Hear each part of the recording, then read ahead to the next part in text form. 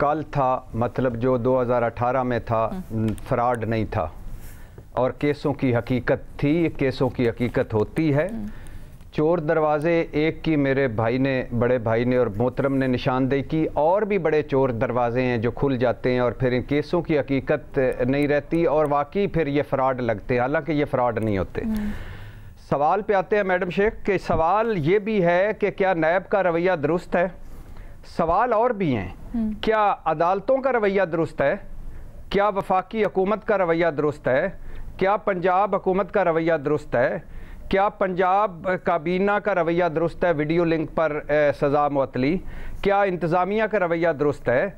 क्या पुलिस का रवैया दुरुस्त है? क्या उस अमले का रवैया दुरुस्त था जो बायोमेट्रिक और दस्तखत करवाने इस्लामाबाद एयरपोर्ट पर पहुंच गया था?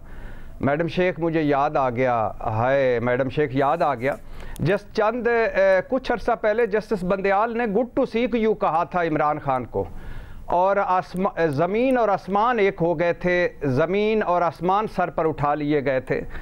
मैं पूछना चाहता हूँ, इतना सन्नाटा क्यों है भाई? हीथ्रो एयरपोर्ट पर बरतानिया में पाकिस्तानी हाई कमिश्नर ने गुड टू सी यू कहा, उस वक्त जब अभी आइनी और कानूनी तौर पर मफरूर और मुजरम थे।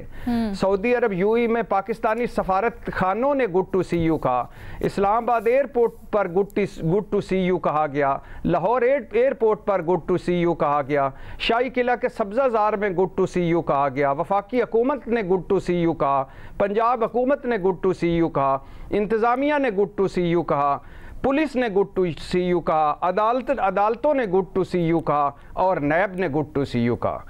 मैडम शेख, आप पता चला आफ्ताब सुल्तान क्यों छोड़ गए थे नैब?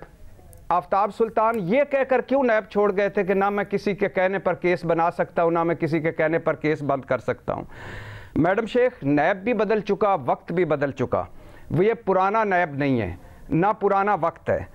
और मैं अदालतों, इस्लामाबाद हाई कोर्ट जिसने फुल डे समातें की थी नवाज शरीफ साहब के लिए, ज़िंदगी की गारंटियाँ मांगी थी, जिसने एक मुर्गी चोर को ये कहकर ज़मानत नहीं दी थी कि ये आदी चोर है, उस अदालत से भी मैं हैरान हुआ कि वो पूछ रही थी कि शरीयत का तकाजा पूरा करते हुए दूसरी मरतबा पूछते हैं, शरीयत के तकाजे सर आपने भी तो पूरे करने थे, आपको भी तो करने चाहिए थे। मैडम शेख, सिर्फ नैब के रवैये पे बात ना करें, यहाँ पूरे का आवे ही बिगड़ जाता है चंद सालों बाद। और सिर्फ नैब ने नहीं, आपने खूबसूरत लफ्ज़ सरेंडर इस्तेमाल किया, नैब ने ही नहीं, ये इस पूरे निज़ाम ने सरेंडर कर दिया है।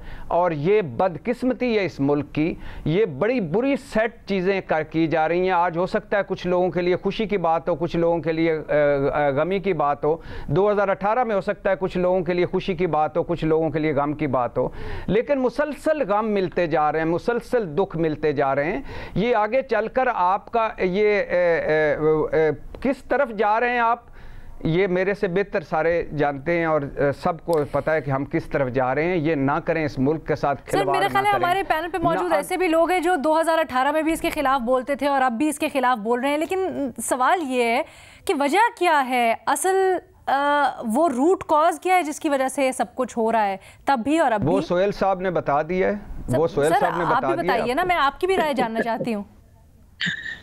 सोहेल साहब ने बताया है कि जब इस निज़ाम से, मतलब इस्टेब्लिशमेंट से जब सुलह होती है या जब अच्छे वक्त बदल जाता है तो फिर सारा कुछ बदल जाता है। अगर आप मेरी ज़बान से सुनना चाहते हैं, इसके अलावा भी कुछ सुनना चाहते हैं, तो फिर मैं रिपीट कर देता हूँ।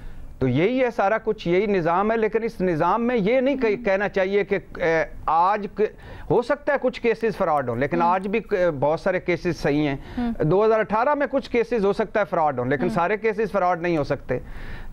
3 जजेस गए थे अकामा पे, 2 जजेस एवन फील्ड फ्लैट्स पे भी गए थे जिसकी मनी ट्रेल नहीं मिल सकी। बाकी सारा कुछ हमारे सामने है, तो करते रहें जिस तरह आप करना चाहते हैं। ये आपका भी मुल्क है, हमारा भी मुल्क है।